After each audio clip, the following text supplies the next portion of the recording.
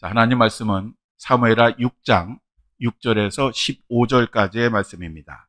우리 함께 봉독합니다. 그들이 나곤의 타작 마당에 이르러서는 소들이 뛰므로 우사가 손을 들어 하나님의 궤를 붙들었더니 여호와 하나님이 우사를 잘못함으로 말미암아 진노하사 그를 그곳에서 치시니 그가 거기 하나님의 궤 곁에서 죽으니라. 여호와께서 우사를 치심으로 다윗이 분하여 그곳을 베레스 우사라 부르니 그 이름이 오늘까지 이르니라. 다윗이 그날에 여호와를 두려워하여 이르되 여호와의 궤가 어찌 내게로 오리요 하고 다윗이 여호와의 궤를 옮겨 다윗성 자기에게로 메어 가기를 즐겨하지 아니하고 가드 사람 오벳 에돔의 집으로 메어 간지라. 여호와의 궤가 가드 사람 오벳 에돔의 집에 석 달을 있었는데 여호와께서 오벳 에돔과 그의 온 집에 복을 주시니라. 아멘. 예, 자리에 앉아 주시기 바랍니다. 오늘은 본문 말씀을 가지고 오벳 에돔의 복이라는 제목으로 함께 말씀을 나누겠습니다. 여러분들은 이 오벳 에돔이라고 하는 사람을 아십니까? 이 오벳 에돔은 하나님의 일을 참 잘 감당을 해서 넘치는 복을 받은 사람입니다. 사실 하나님의 일을 한다고 하는 것은 정말 어렵습니다. 왜냐하면 우리가 무조건 하나님의 일을 한다고 하나님께서 인정하시고 기뻐하시는 것이 아니기 때문에 그렇습니다. 한국 전쟁의 영웅이었던 메가더 장군은 전쟁에는 승리 이외에는 어떤 대안도 없다라고 말을 했습니다. 이 전쟁이라고 하는 것은 이기는 자만이 살아남는 겁니다. 이긴 자가 모든 것을 차지하는 것입니다. 패자에게는 멸망과 굴욕이 있을 뿐입니다. 따라서 전쟁이라고 하는 것은 죄송하지만 수단과 방법을 가리지 않고 반드시 이겨야 됩니다. 그게 전쟁입니다. 그런데 이 하나님의 일에는 분명한 원칙이 있습니다. 그래서 이 원칙을 벗어나면 하나님께 인정도 받지 못하고 하나님께서 기뻐하시지 않기 때문에 어려운 겁니다. 반면에 하나님의 일은 너무너무 쉽습니다. 왜냐하면 하나님은 하나님의 일을 하고자 하는 사람들에게 넘치도록 지혜와 능력을 주시기 때문에 그렇습니다. 그러니까 우리가 나는 능력이 부족해서 가진 것이 없어서 지혜가 부족해서 하나님의 일을 하지 못했다. 이 변명은 틀린 얘기입니다. 왜냐하면 하나님은 하나님의 일을 하는 사람이 그 일을 할 수 있도록 필요한 모든 것도 함께 주시기 때문에 그렇습니다.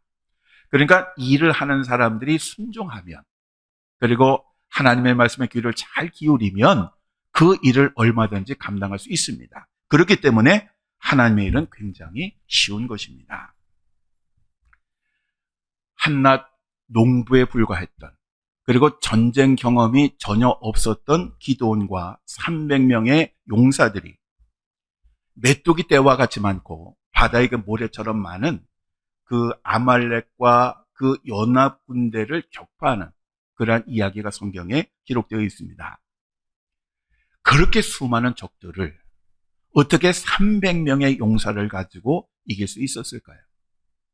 그것은 하나님이 지휘하는 그 기드온이 특공대원들을 선발하는 모든 과정으로부터 그리고 적과 싸워 이길 수 있도록 작전 계획까지 다 알려주셨기 때문에 이 이스라엘 군대는 그 많은 군대를 이길 수 있었던 겁니다.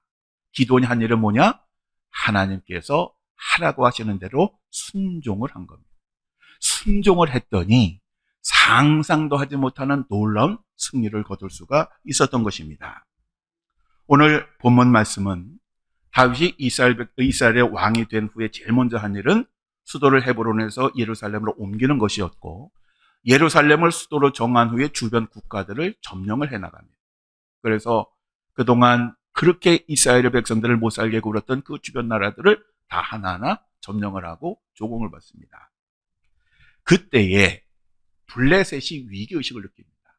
전에는 언제든지 침략해서 식량도 뺏어가고 마음대로 했는데 이 다윗이 왕이 되고 부터는 이 이스라엘의 주변 국가들을 점령하고 조공을 받으니까 그래서 이제 블레셋에서는 아예 싹이 더 크기 전에 아예 잘라버려야 되겠다. 힘이 더 세기 전에 없애야 되겠다고 생각하고 침공을 합니다. 이전까지는 항상 승리를 거두었으니까 자기들 당연히 이길 줄 알았는데 이 전투에서 완전한 패배를 당하게 됩니다. 그럼으로써 이제 이 다윗은 이스라엘 주변 국가들을 다 평정을 합니다. 그리고 나서 한 가지 중요한 계획을 세웁니다. 그것은 뭐냐 하면 사사시대에 블레셋에게 빼앗겼다가 방치되었다. 변방에 있는 그 법궤라고 하는 것을 예루살렘으로 옮겨오는 것이었습니다. 이 법궤라고 하는 것이 왜 중요하냐면 이 법궤라고 하는 것은 하나님의 임재의 상징입니다. 그래서 항상 이스라엘 백성들이 출애굽해서 가나안 땅을 향해 갈 때 제일 선두에 이 법궤가 있었습니다. 이스라엘 백성들이 법궤를 얼마나 중요하게 생각하냐면 이런 말이 있습니다. 세계의 중심은 이스라엘이고 이스라엘의 중심은 예루살렘이고 예루살렘의 중심은 성전이고 성전의 중심은 법궤다 라고 말을 합니다. 그만큼 모든 것의 중심은 법궤입니다. 왜냐하면 하나님의 임재의 상징이기 때문에 그렇습니다. 그래서 이 법궤를 예루살렘으로 옮겨오는 것은 누구의 일이냐? 하나님의 일입니다. 그런데 그 일을 감당하는 과정에서 어떤 사람은 죽었고 어떤 사람은 두려워 피하였고 어떤 사람은 그 일을 잘 감당해서 넘치는 복을 받았습니다. 죽은 사람은 우사이고 두려워서 피한 사람은 다윗이고 그리고 잘 감당해서 복을 받은 사람은 오벳 에돔입니다. 하나님의 일을 하는 사람들은 하나님의 원칙을 잘 알아야 됩니다. 오래전에 미국 메이저리그에서 아주 정말 뛰어난 활동을 했던 김병현이라는 선수가 있었습니다. 근데 이 김병현 선수가 초창기에 파스를 붙이고 마운드에 올라갔다가 들키는 바람에 마운드에서 쫓겨난 적이 있습니다. 우리나라에서는 별 문제가 없었는데 미국 프로야구 법칙에 의하면 파스를 붙이고 가는 것은 불법이었습니다. 그러니까 이거를 모르니까 그냥 평상시대로 한국에서처럼 파스를 붙이고 올라갔다가 쫓겨났던 것입니다. 다윗 왕은 70년 동안 블레셋 땅에 방치되어 있던 이 법궤를 예루살렘으로 옮겨오는 계획을 세웠습니다. 제일 먼저 한 일이 뭐냐 하면 이 법궤를 호위할 3만 명의 병력을 차출을 하는 겁니다. 여러분, 이 법궤를 봐야 그렇게 큰 거 아니거든요. 그러니까 이게 한 300명, 많으면 3,000명만 해도 굉장히 웅장한 그런 대열이 될 겁니다. 그런데 무려 3만 명의 병력을 차출을 합니다. 그리고 이 법궤를 옮기기 위해서 수레를 새 걸로 아주 깨끗하게 만들게 됩니다. 다윗이 이렇게 정말 장엄하고 화려하게 이 법궤를 옮기려고 했던 것은 위로는 하나님께 영광을 돌리고 아래로는 이제 새롭게 재건국의 의미도 있고 주변 국가를 평정하고 이제 나라가 안정되니까 백성들로 하여금 이 과정을 통해서 자긍심을 가지게 하려고 이렇게 정말 화려하고 멋지게 그렇게 준비를 한 것입니다. 그런데 민수기 4장 15절에 보면 이런 말씀이 있습니다. 진영을 떠날 때에 아론과 그의 아들들이 성소와 성소의 모든 기구 덮는 일을 마치거든 고앗 자손들이 와서 맬 것이니라. 그러나 성물은 만지지 말라. 그들이 죽으리라. 회막 물건 중에서 이것들은 고앗 자손이 맬 것이며. 예, 아멘. 거기까지요. 여러분, 이 법궤라고 하는 것은요, 아무렇게나 옮기는 것이 아닙니다. 여러분, 저 그림에서 보시는 것처럼 저렇게 사람의 어깨로 그 궤를 깨가지고 저렇게 어깨로 옮기는 것이었습니다. 이게 하나님께서 성막을 짓도록 하실 때 정하신 원칙이었습니다. 특별히 이 법궤도 또 아무나 옮기는 게 아니라요, 고핫 족속의 자손만 옮길 수가 있었습니다. 그런데 다윗 왕은 이러한 하나님의 원칙을 완전히 무시하고 새 수레에 그 법궤를 옮기려고 하였습니다. 어쨌든 이렇게 3만 명의 병력 준비하고 새로운 수레를 잘 만들어가지고 드디어 이제 법궤를 옮기는 일이 시작이 되었습니다. 그런데 이 법궤의 행렬이 아레우나 타작 마당에 이르렀을 때 그 수레를 끌던 소들이 갑자기 날뛰기 시작했습니다. 소들이 날뛰니까 당연히 뒤에 있던 법궤가 땅바닥에 팽개쳐질 위기에 이르는 겁니다. 근데 마침 그 수레 옆에는 웃사가 있었습니다. 사실 이 웃사라고 하는 사람이 어떤 사람이냐면요. 과거에 그 블레셋이 전쟁에서 이 법궤를 빼앗은 후에 자기 나라로 가져갔는데요. 이 법궤를 굉장히 조롱하려고 노력을 했습니다. 자기들의 신이 여호와 하나님을 이겼다는 겁니다. 그래서 이 법궤를 조롱하려고 했는데 그 조롱하려고 할 때마다 하나님께서 그 나라에 아주 심한 병을 내리셔 수많은 사람이 죽어 넘어갔습니다. 그러니까 이 블레셋 사람들이 몇 번 그런 경험을 하니까 이 법궤는 우리가 도저히 감당할 수 없는 무서운 것이다. 그래가지고 변방에 그거를 갖다 버린 겁니다. 그러자 기앗 여아림 주민들이 이 이야기를 듣고 이 법궤를 아비나답이라고 하는 사람의 집에 마당에 옮깁니다. 그리고 그 아비나답의 아들 가운데 엘리아살이라고 하는 사람을 특별히 선별해서 이 법궤를 계속해서 관리하도록 그렇게 시켰습니다. 이 아비아답의 아들 중에 하나가 웃사였습니다. 그리고 이 법궤를 옮기게 되니까 그 웃사하고 그의 그 형제였던 그 아히요라고 하는 사람하고 둘이서 양쪽 그 법궤 그 수레 양쪽에서 같이 이동을 했던 겁니다. 그런데 소들 때문에 법궤가 떨어질 것 같으니까 웃사가 그 법궤를 손으로 떨어질까 붙들었거든요. 그런데 그 법궤를 붙은 순간에 이 웃사가 그 자리에서 즉사를 합니다. 하나님께서 그를 죽인 것입니다. 여러분 이상하지 않나요? 이 웃사가 지은 죄가 뭡니까? 죽을 죄를 뭘 지었습니까? 웃사가 한 일은 어떻게 보면 잘한 일입니다. 왜? 하나님의 법궤가 땅바닥에 떨어져 가지고 만약에 이게 법궤 뚜껑 열리고 이게 쏟아지면 얼마나 그렇습니까? 그러니까 사실 어떻게 보면 본능적으로 반사적으로 법궤를 잡은 것뿐입니다. 그런데 하나님께서 그 웃사를 그 자리에서 죽이셨습니다. 왜 그러셨을까요? 민수기 4장 15절 말씀 우리 다시 한번 읽겠습니다. 진영을 떠날 때에 아론과 그의 아들들이 성소와 성소의 모든 기구 덮는 일을 마치거든 고앗 자손들이 와서 맬 것이니라. 그러나 성물은 만지지 말라. 그들이 죽으리라. 회막 물건 중에서 이것들은 고앗 자손이 맬 것이며. 아멘. 자, 성물을 만지면 어떻게 된다고요? 반드시 죽으리라.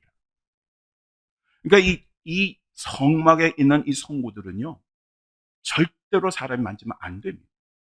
그래서 옆에 이렇게 구멍을 만들어가지고 꿰서 이렇게 메고 가게 했던 겁니다. 그런데 사실 웃사의 입장에서 보면 그거 기억하겠어요, 그 순간에? 그냥 얼떨결에 잡았지만 하나님께서 그런 웃사를 치신 이유는 뭐냐 하면 하나님의 원칙을 어겼기 때문에 그렇습니다. 이처럼 하나님은 하나님의 원칙을 어기고 고앗 족속의 어깨가 아니라 새 수레의 법궤를 옮기려고 하는 다윗, 그리고 하나님의 원칙을 어기고 그 법궤를 손으로 만진 그 웃사를 용납하지 않으셨던 겁니다. 결국 이 일로 인해서 축제와 같은 그 법궤를 옮기는 그날 행사는 완전히 엉망이 됩니다. 안 그렇겠습니까? 그들이 생각하기는 이렇게 하면 하나님께서 복을 주시고 정말 멋지고 아름답게 이렇게 옮길 줄 알았는데 법궤는 땅바닥에 내팽겨치죠. 웃사는 그 자리에서 죽었죠. 그러니까 다들 실망을 하게 됩니다. 그런데 그때의 다윗이 이 일을 보고 막 화를 냅니다. 왜 화를 내느냐? 하나님, 어떻게 그럴 수가 있습니까? 제가 하나님의 선민 이스라엘 백성들의 이 나라를 이렇게 세우고 그리고 하나님의 영광을 위해서 내가 하나님을 위해서 내가 이 법궤를 이렇게 정성을 다해서 옮기고 있는데 도와주시진 못할지언정 어떻게 하나님 내게 이러실 수가 있습니까? 이게 뭡니까? 막 화를 냅니다. 그런데 사실 엄밀히 말하면요, 다윗이 이 일을 한 것은 하나님의 영광을 위한 것이 아니라 자신의 만족을 위한 것이었습니다. 왜 하느냐? 만약에 다윗이 하나님의 영광을 위해서 이 법궤를 옮긴다고 하면 하나님께 먼저 여쭤봤을 겁니다. 그리고 또 하나, 이 법궤를 옮기려고 하면 어떻게 해야 되는지 그 원칙을 확인을 했을 겁니다. 그런데 이건 다 생략이 됐어요. 다윗이 생각하는 대로 인간의 관점에서 아름답고 화려하고 장엄하게 이 법궤를 옮기는 것만 생각했습니다. 그러니까 이거는 하나님의 영광이 아니라 자신의 만족을 위한 그러한 행사였던 것입니다. 그럼에도 불구하고 이 법궤를 옮기는데 실패하니까 화를 낸 겁니다.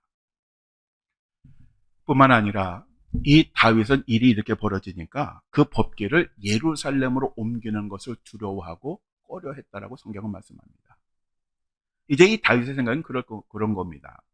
이 법궤가 지금 옮기는 과정에서도 이런데 만약에 이 법궤를 예루살렘에 가져가면 예루살렘에서 어떤 일이 일어날까? 그래서 두려워하고 꺼려해서 이 다윗은 행사를 멈추고 그 법궤를 어디에다 갖다 두느냐 하면 레위 지파 사람인 오벳 에돔의 집 마당에다 가져다 놓게 합니다. 그리고 자기는 예루살렘 그냥 돌아가 버립니다. 이렇게 해서 정말 부푼 꿈을 가지고 시작했던 행사는 아주 정말 비참하게 끝을 맺습니다. 그리고 3개월이 지납니다. 그런데 이 3개월이 지나는 동안 놀라운 일들이 일어나기 시작합니다. 그것은 이 오벳 에돔의 집안에 놀라운 일들이 일어난 겁니다. 사실 이 오벳 에돔의 조상이었던 고핫 족속은 과거에 큰 죄를 지은 적이 있습니다. 민수기 16장에 보면 고핫 족속 그 족장과 르벤 지파의 다단과 아비람과 온이라고 하는 사람, 그리고 이스라엘 그 지파들의 대표 지도자 250명이 그들의 지도자인 모세와 아론을 대상으로 반란을 일으키게 됩니다. 무슨 반란이냐? 이 고핫 족장들은 이 모세와 아론도 고핫 그 족속이거든요. 그러니까 같은 계열의 집안들입니다. 그런데 이 모세와 아론은 죄송한 표현이지만 폼나는 제사장직을 하고 자기들은 맨날 그 밑에서 뒤치다거리만 하는 것 같으니까 그래서 화가 난 겁니다. 그래서 모세와 아론에게 야, 니들이나 우리나 뭐 다른 게 뭐 있어? 니들이 특별히 잘난 것이 뭐 있어? 우리 다 똑같아. 그러니까 우리도 제사장직을 하게 해줘 라고 요구를 한 것입니다. 그렇지만 모세와 아론이 제사장이 된 것은 그들의 뜻이 아닙니다. 하나님께서 그 성막을 만들게 하시면서 각 지파별로 임무를 다 줬습니다. 그 중에 이 모세와 아론과 그 후손들은 제사장 일을 하도록 하나님께서 원칙을 세우신 것입니다. 따라서 이 고핫 족장들이 지금 그 제사장 직분을 요구하는 것은 하나님의 원칙, 하나님께서 말씀하신 그 룰을 깨뜨리는 것이었습니다. 그래서 모세는 이 고핫과 일당들이 요구하는 것을 분수에 지나는 일이라고 규정을 합니다. 그러자 하나님께서 땅을 확 벌려서 그 지도자들과 그 지도자의 소유를 완전히 삼켜버리게 합니다. 그리고 나머지 이스라엘 그 족속의 대표 250명은 하늘에서 불을 내려가지고 아예 불태워 죽여버리십니다.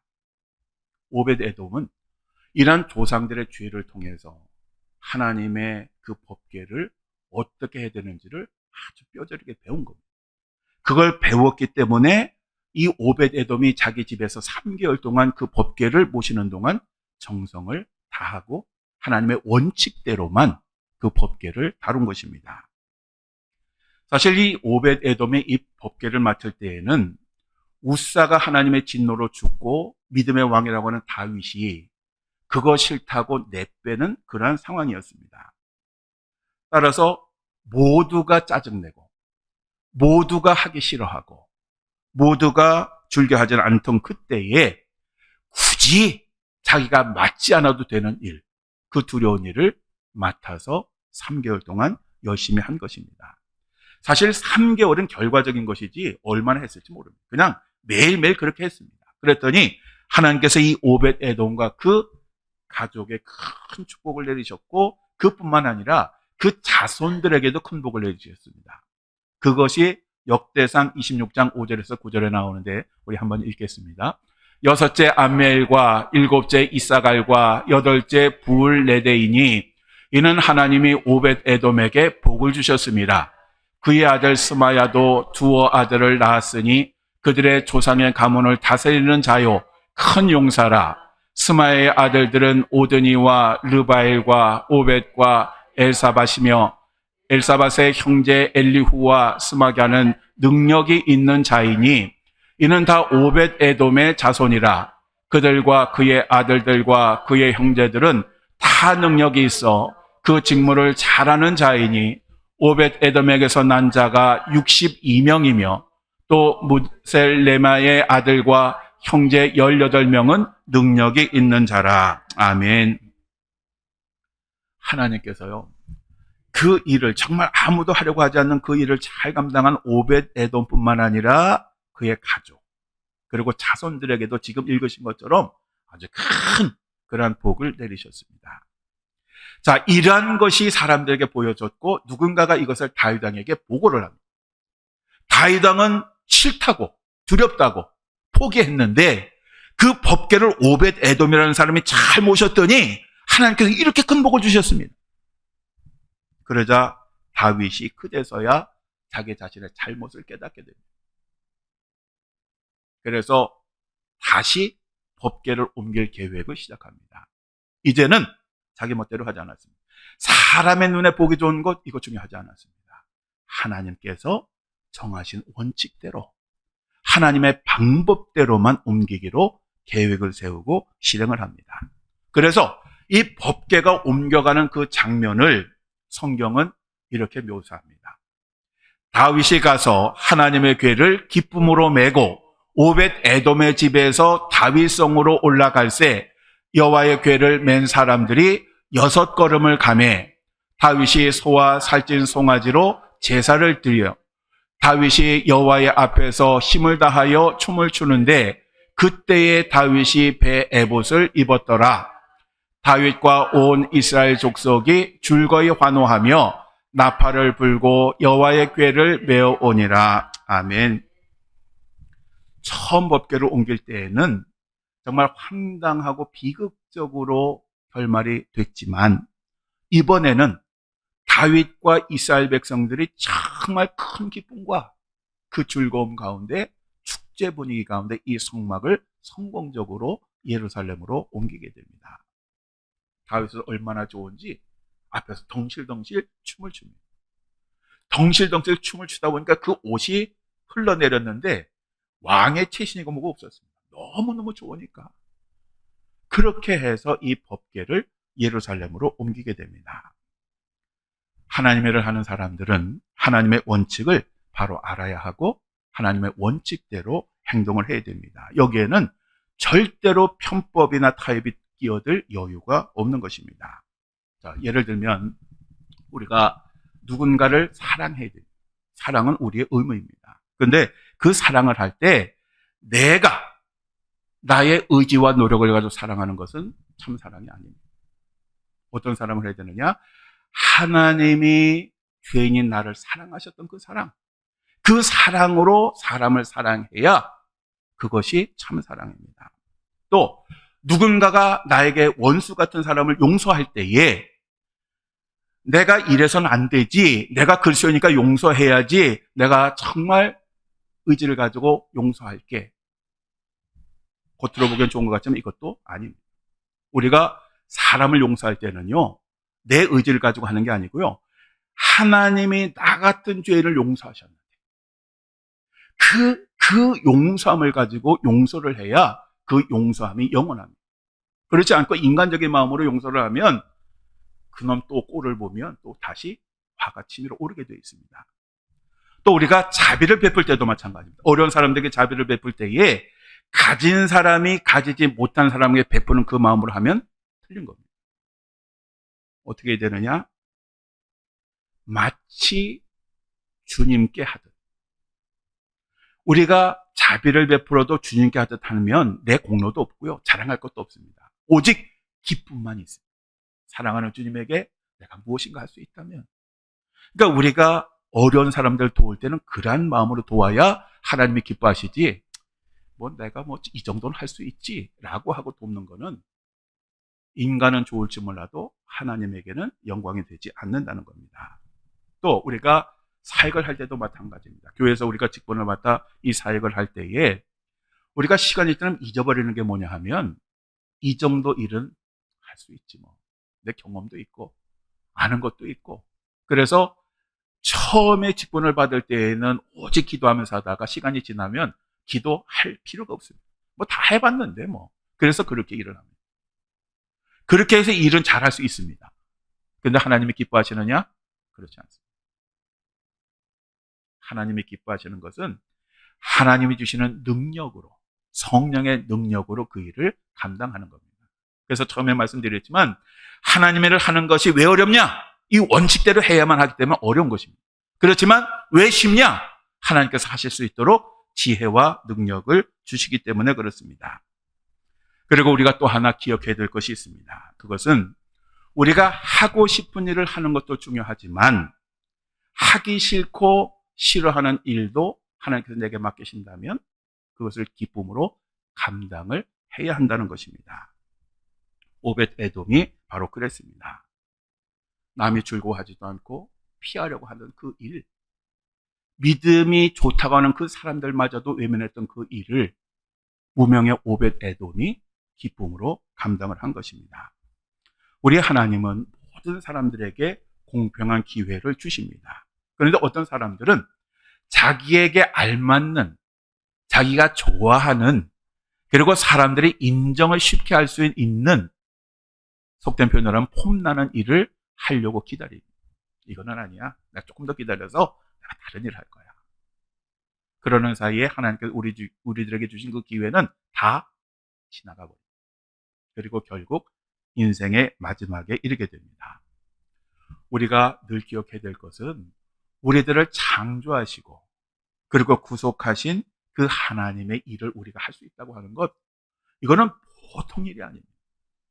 그 하는 일이 무엇이든지, 그게 목사로서의 일이든 집사로서의 일이든 평신도의 일이든 아니면 무명의 일이든 하나님에서 할 수 있다고 하는 것은 이건 보통 일이 아닙니다.